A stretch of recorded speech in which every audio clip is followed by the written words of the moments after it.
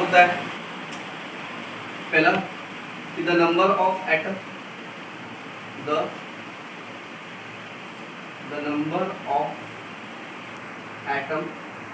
number of atom, exactly present in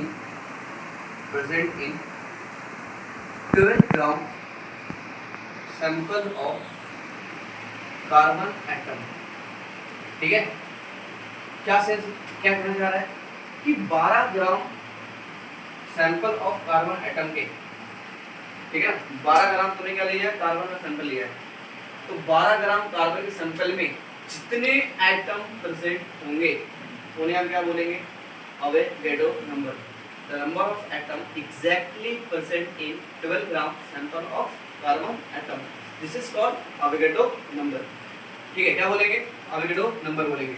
तो scientist ने क्या देखा कि 12 ग्राम सैंपल में, 12 ग्राम कार्बन सैंपल में जो नंबर ऑफ एटम आ रहा है वो है 6.023 इंटू कितना आ रहा है, 10 टू पावर 23, और ये आपका क्या है, इसी को हम क्या बोलते हैं, अवोगाड्रो नंबर। इसका सिंबल क्या होता है, Na। क्या होता है, Na। यानी आपके इतने कार्बन एटम होंगे, ठीक है, और इसका जो यहाँ पे आता है इसको हम बोलते हैं पर मोल। क्या बोलते हैं, पर मोल। अभी आगे क्या होता है, आगे पता चलेगा तुम्हें। तो यानी अब इससे क्या समझ में आ रहा है, अब एक चीज बात हम बोल सकते हैं कि सर जो आप कह रहे थे कि एक मोल पे जो नंबर होता है वो 6.023 इंटू कितना होता है, 10 टू पावर 23, और यही तो किसके इक्वल है, अवोगाड्रो नंबर के। यानी सर यदि अब सोचो, यदि मैं आपसे कह रहा हूँ कि 2 मोल ऑक्सीजन एटम, मैंने बोला, क्या बोला मैंने, 2 मोल ऑक्सीजन एटम, तो 2 मोल ऑक्सीजन एटम में कितने एटम होंगे बताओ, 2 मोल ऑक्सीजन एटम में कितने एटम होंगे।